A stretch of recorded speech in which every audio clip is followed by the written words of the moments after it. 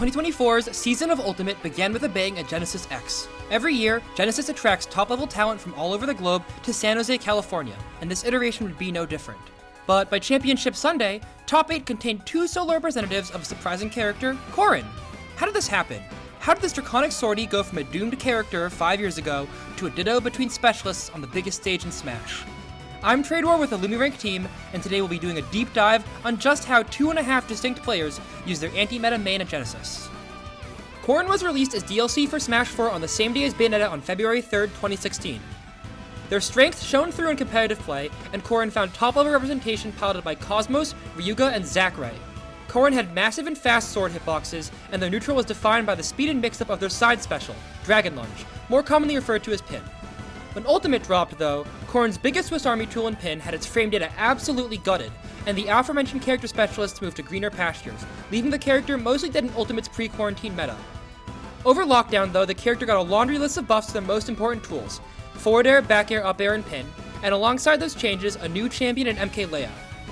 Leo used Corrin in critical sets in 2022 against 2 players who would soon become demons to him, Gluttony and Sonics, both of whom play characters with the airspeed to weave in and out of Byleth's range. Despite this success, though, juggling an already expansive roster of characters forced Leo to prioritize, and the Corrin was mostly out of his rotation by the end of 2022. From there, 2 players began quickly rising in prominence.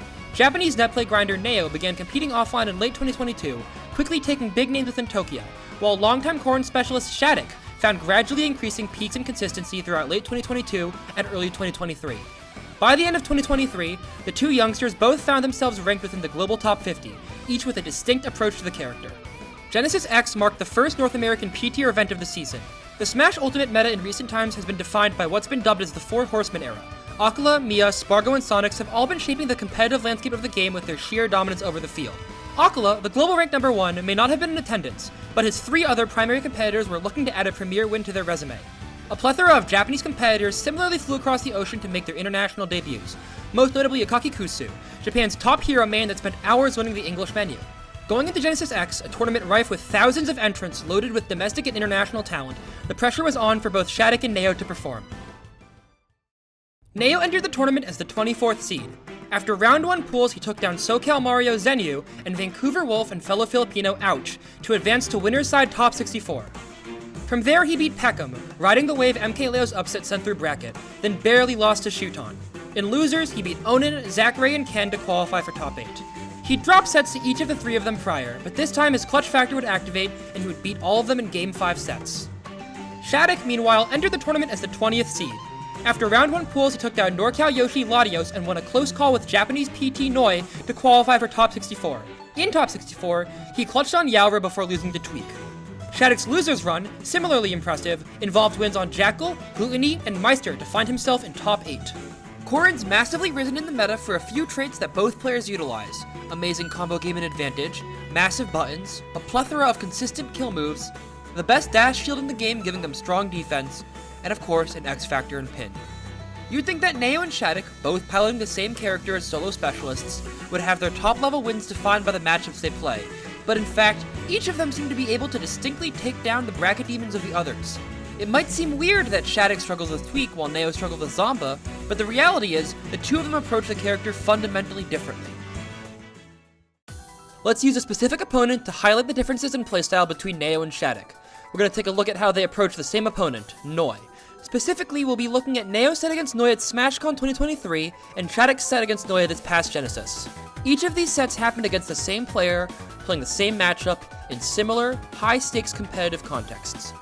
It's one of the closest things we'll be able to get to a control in Smash. Now, all this analysis comes with a grain of salt. I'm only analyzing one set between the 2 of them. They had different stage picks, you play better on some days and worse on others, but I think the data highlights the fundamental difference between the 2 well. Here's the analysis on how stocks were taken in both Shadic and Neo's sets against Noi. These graphics highlight the percent that each player died at, and when in the game they did. So in game 1 of Neo vs Noi, you'll see that Neo got 3 stocks while Noi took 1. Basically, this chart analyzes when in the game each player got their kills. Across the board, we can see certain specific trends. Shadic plays slower. His set had an average game length half a minute longer. Conversely, he found himself making his stocks last longer. Shadic found his kills mainly through pin and ledge traps, methodically pushing Noi to the corner, while Neo took bigger gambles, bigger risks, and found the lion's shares of kills using smash attacks. To oversimplify the two to the point where it's barely true, Shadic's counting cards, while Neo's betting big. Alright, back to Genesis.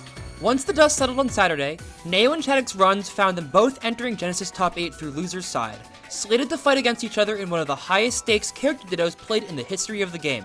Although the two lacked formal set history, they previously played an exhibition match at SmashCon, wherein Shadic won in dominant fashion, shaping expectations for their set.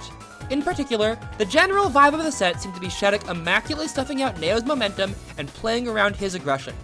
But exhibition matches aren't everything, and with their bracket life on the line, both Shadic and Neo locked in on the main stage in San Jose. Here's the breakdown of their set. Again, we're going to need to remember who's who in this chart. Pink Corrin is Neo's percentages of death, and black Corrin is Shadic's percentages of death. There's a very important piece of data here. Neo is surviving longer than Shadic, especially if you take out the massive outlier that came about from Shadic's sub 40% spike in Game 1.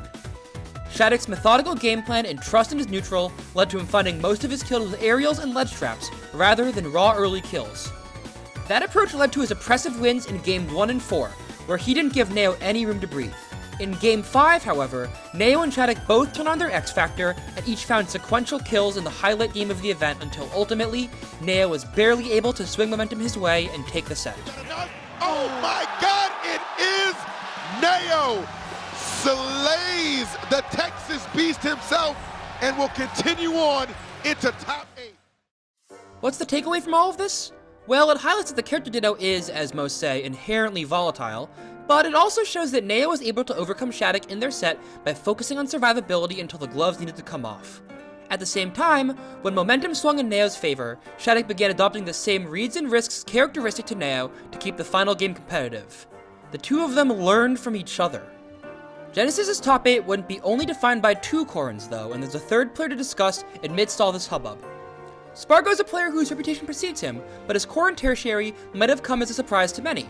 In reality, Spargo's been on this character for a while. He's been playing the character at coin boxes and other online tournaments as far back as 2022, and employs the character regularly at events in his home region of Tijuana. Spargo used Corrin in Genesis against both Sonics and Ken, a character clearly picked up to address a very, very specific issue. And despite not beating Sonics, Spargo's Corrin provided something unique in game plan that threw him more off guard than his set against Neo did 2 sets prior. After all, it took more games off him. Although his combo game and setups may have been less developed than either Neo or Shadic's character mastery, his immaculate spacing and reliance on a simple game plan of frame traps and aggression was enough to push Sonics to the brink. It's pretty safe to say that Spargo's going to continue developing this Corrin. There was an era long ago where Corrin was not really considered to be a character viable at the top level of play.